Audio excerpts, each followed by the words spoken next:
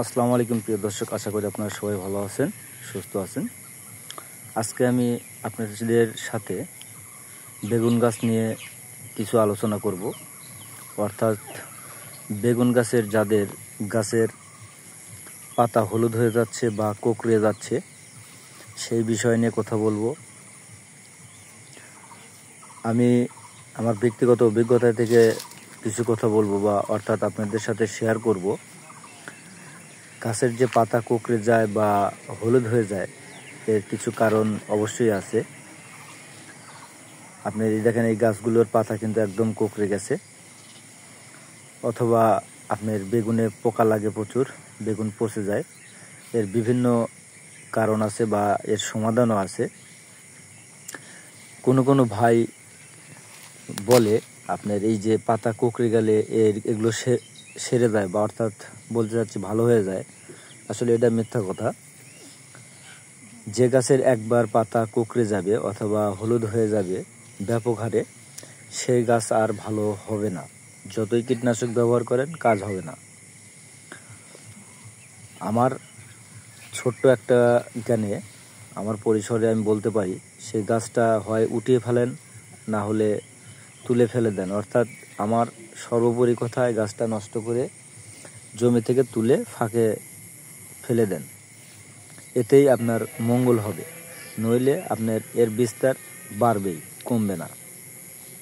এটা মূলত আপনার লাল মাকড় অর্থাৎ সাদা মাছি, ব্যাকটেরিয়াজনিত কারণে এইগুলো হয়ে থাকে। আমি বিস্তারিত ডিসক্রিপশনে দিয়ে দেবো। আসলে যদি কোনো দাদা ভাই আসলেই মনে করেন না আমি গাছটা নষ্ট করব না, আপনি পরীক্ষা স্বরূপ দেখতে পারেন। আমি 100% কার্যকারিতা হবে কিনা জানি না, তবে 70% আপনার গাছটা সারতেও পারে। সেই ওষুধগুলো আমি ডিসক্রিপশনে দিয়ে দেবো, বিস্তারিত দিয়ে দেবো।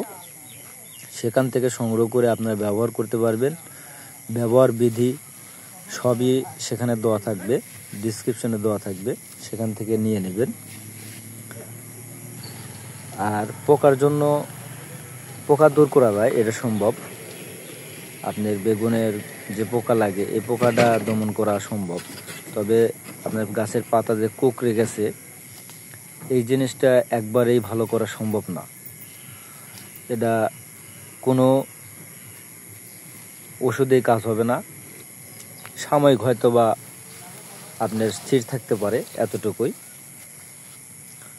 তো অনেকেই বলে কিন্তু ভালো হয়ে যাবে, 100% ভালো হবে, নিশ্চিত ভালো হবে।